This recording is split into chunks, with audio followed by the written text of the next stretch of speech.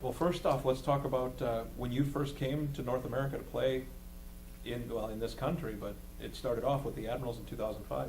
Yeah, that was 2005, and it was for me it was a huge jump from Finland, and just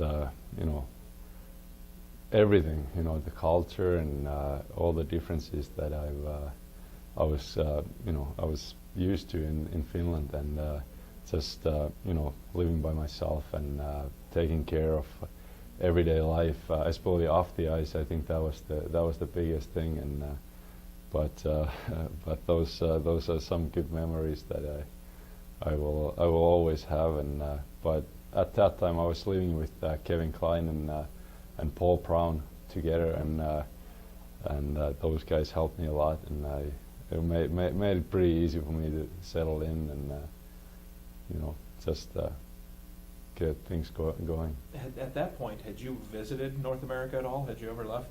No, Europe? no, that was my first time. I came to Nashville for the training camp, and stayed for the training camp, and then went to Milwaukee, and I didn't know what to expect, and didn't really know anything about this country, and especially Wisconsin and Milwaukee, but it was a great surprise, and obviously you hear all these things growing up about USA, and it's so I was pretty nervous and pretty excited at the same time when I came to Milwaukee. And your first look at the United States is in a bus.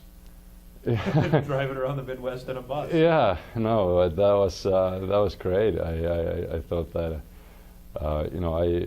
I still think playing professional hockey, the most fun I had was probably in Milwaukee, and because at that time so many new things happened to me, and just living in a different country and learning the new language and all that kind of stuff, and especially the schedule that you have in AHL, playing a lot of games and traveling around, and using the bus and planes at times, and spending so much time with your teammates, so you get really close to your teammates, and I think that was the best thing, and I still have so many great friends from those years. You were a quick study, though, on everything. How hard did you have to work? I mean, you mentioned the language, or even on the ice. I mean, everything came to you rather quickly, which is pretty amazing. Yeah, I think I got so much help. Obviously, till this day I've been working with Mitch Korn. He's helped me a lot on the ice. And then there's been so many people who's helped me off the ice, and I think not everybody realizes that. I think the biggest thing is getting used to that off ice life, and the everyday life, and how to take care of your bills, and open the bank account, get the cell phone, maybe every day, go to the grocery store, and all those things when it's a new country and everything is new. It's kind of it's almost intimidating. Mm-hmm. So with all those things, at first I always got help, and Kleiner and Paul Brown or Brian Finley or Craig Klass and Darren Haydar, so many guys. They would always. We all lived in the same apartment, and spent a lot of time together, and I didn't even own a car in Milwaukee until my last year. So, right. Wow. so I was always driving with other guys, and a few times I actually missed a meeting or practice because I didn't have a car. So I ran from the Platts, the old Platts, to the Bradley Center, and I got in trouble. With Claude then, or who? Yeah, it was Claude. Yeah. Tell me, I'm going to throw out some names at you, and I want you to tell me your impressions on them. And we'll start with Claude Noel. Well, Claude, till this day, I think he's the one coach that has had probably the most influence on me. I mean, at that point of my career, for the first time in a professional league, I was fully starter and getting used to playing a lot and getting having that kind of coach who trusts you, and but he was a coach that likes to teach his players, and he's really he was a totally different coach that I've had before. So I thought that he had a big influence on me. How about Lane Lambert? Same thing with Lane. One of the nicest guys you meet, and I'm lucky to have him here in Nashville, and with Lane I've been together for quite many years now, and got to know his family and all that stuff. So I think that's great, and he's a great coach, and hopefully someday he'll be a head coach in NHL. The captain your first year in Milwaukee was Greg Zanin. What was it like with him out there? The best beard ever, I think. Yeah, it's awesome.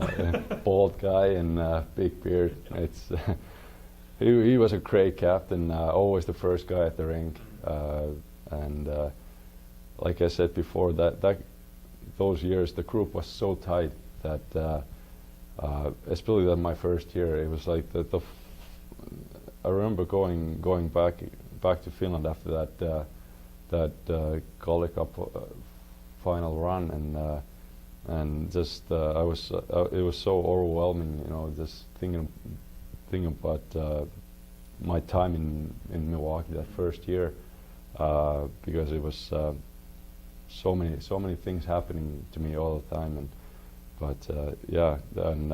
Greg Zanin was the skipper of that team, so. Yeah, I'm glad to see him doing so well in the NHL too. When you look back, and now you've got some time to put from that as opposed to the following summer when you went back to Finland, what stands out about that team? And because you ended up going up to Nashville towards the end of that year, but when did you think that team was a special team and that maybe it could make a run? Or was everything just so new and overwhelming that maybe you never even considered it? You just took it day by day. Yeah, I kind of took it day by day, but since the beginning, it had something, that team. Just I've never been part of team that's so everybody's such a good friends with each other, and that we always spend so much time together, and off the ice and on the road and everywhere, and you could tell right away that there's something on this team, but like you said, I actually didn't know anything about the other teams, and I didn't know what kind of chances we might have for the great run we actually had, but now it's easier to say, because when you look back, you kind of now you realize that was a special team. Your third year pro, I think a lot of people thought you were going to end up being in Nashville, and that didn't work out. You ended up playing pretty much every game for Milwaukee. But what was your feeling like when they told you were going back to Milwaukee? Well, at first, because you certainly ended up making the best of it. Yeah, it was. At first, it was a disappointment not to come to Milwaukee, but obviously your goal is to be in NHL, and at first I was just mad at myself because I couldn't.